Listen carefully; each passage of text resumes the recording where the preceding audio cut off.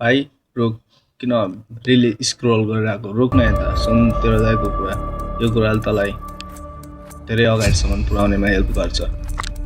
हेर भाइ, यो 19 वर्षदेखि लिएर 25 वर्षको बिचमा तँलाई यस्तो केटीहरू भेटिन्छ दुई तरिकाको। एउटा केटी तैँले त्यो केटीलाई धेरै मन पराउँछस् अनि अर्को केटी त्यो केटीले चाहिँ तँलाई धेरै मन पराउँछ।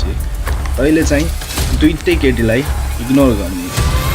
19 वर्षदेखि लिएर 25 वर्षसम्मको उमेर त्यस्तो उमेर हो कि त्यो उमेरमा तैँले अनगिन्ती होइन, बेहिसाब अनगन्ती पैसा कमाउने हो, धन कमाउने हो। त्यही भन्न चाहन्छु।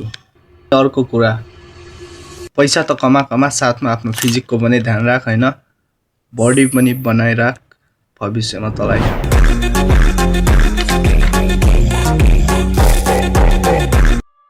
दुई चारवटा होइन त्यो भन्ने अनि खुट्टा तान्ने केटाहरूको अगाडि तेरो फिजिक काम आउँछ होइन, बडी बना।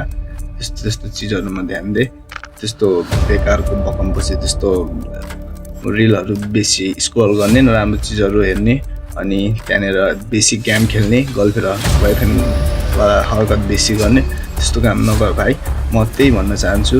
मेरो आउने सानो भाइहरूले पनि हेर्छ भने, मेरो भ्लगहरू मेरो भिडियोहरू हेर्छ भने होइन, त्यसलाई पनि म त्यसको लागि नै स्पेसली त्यसलाई पनि भन्न चाहन्छु। र अनि 19 वर्षदेखि लिएर 25 वर्षसम्मको भाइहरू दाइहरू जो पनि हुन्छ, म सबैलाई यही भन्न चाहन्छु।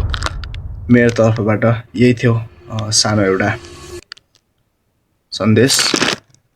जय गोर्खा।